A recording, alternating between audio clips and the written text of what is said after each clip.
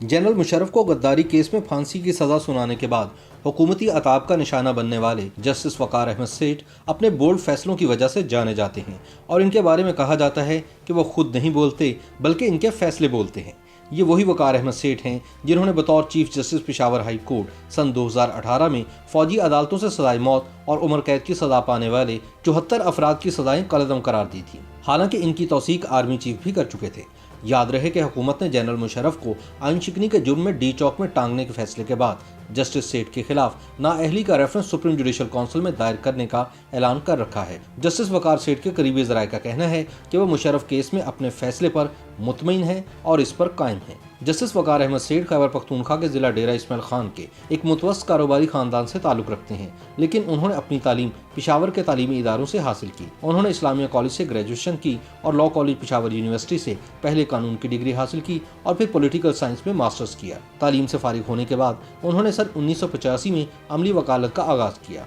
Justice सेठ सन 1990 में high court और फिर सन 2008 में सुप्रीम कोर्ट के वकील बने। उन्हें सन 2011 में एडिशनल सेशन जज तैनात किया गया और इसके बाद वो बैंकिंग कोर्ट समेत मुख्तलिफ अदालतों में तैनात रहे। वकार सेठ ने सन 2018 में chief justice Peshawar high court के ओहदे का हल्फ लिया। इनके वालिद सेठ अब्दुल वाहिद सीनियर सेशन जज रिटायर हुए, जबकि इनके नाना खुदाबख्श पाकिस्तान बनने से पहले सन 1929 में बनने वाली सूबे की पहली आला अदालत में जज के तौर पर जिम्मेदारियां अंजाम दे चुके थे। याद रहे जस्टिस वकार अहमद ने साबिक चीफ जस्टिस दोस्त मोहम्मद खान के पेशावर हाई कोर्ट में कायम इंसानी हुकूक सेल को बहाल कर दिया था। इस सेल में गुमशुदा अफराद से मुतालिक किसी भी दरख्वास्त पर फौरी तौर पर अमल दरामद किया जाता है और साइल को कोई अखराजात भी बर्दाश्त नहीं करना पड़ते।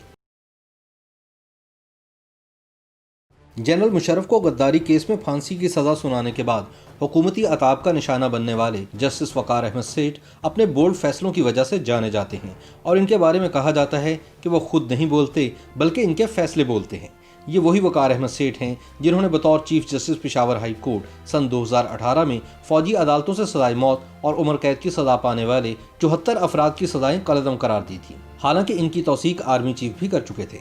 याद रहे कि हुकूमत ने जनरल मुशर्रफ को आइन शिकनी के जुर्म में डी चौक में टांगने के फैसले के बाद जस्टिस सेठ के खिलाफ नाअहली का रेफरेंस सुप्रीम जुडिशल काउंसिल में दायर करने का ऐलान कर रखा है। जस्टिस वकार सेठ के करीबी ज़राए का कहना है कि वह मुशर्रफ केस में अपने फैसले पर मुतमईन है और इस पर कायम है। जस्टिस वकार अहमद सेठ खैबर पख्तूनख्वा के जिला डेरा इस्माइल खान के एक मुतवस्सित कारोबारी खानदान से ताल्लुक़ रखते हैं, लेकिन उन्होंने अपनी तालीम पेशावर के तालीमी इदारों से हासिल की। उन्होंने इस्लामिया कॉलेज से ग्रेजुएशन की और लॉ कॉलेज पेशावर यूनिवर्सिटी से पहले कानून की डिग्री हासिल की और फिर पॉलिटिकल साइंस में मास्टर्स किया। तालीम से फारिग होने के बाद उन्होंने सन 1985 में अमली वकालत का आगाज किया।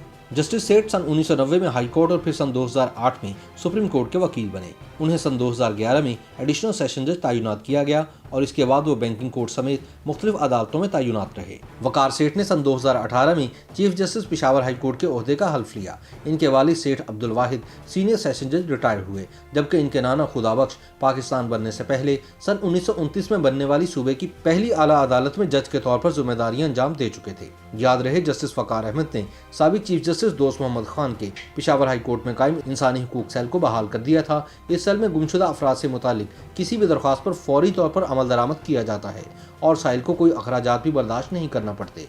YouTube पर गूगली न्यूज देखने के लिए youtube.com की सर्च बार में गूगली न्यूज टीवी टाइप करें। गूगली न्यूज के पेज पर सुर्ख रंग के सब्सक्रिप्शन वाले बटन पर क्लिक करना ना भूलिए। YouTube पेज पर अपलोड होने वाली वीडियोस से बाखबर रहने के लिए बेल आइकन पर क्लिक कीजिए। आपको हर नई वीडियो के बारे में नोटिफिकेशन मौसूल हो जाएगा।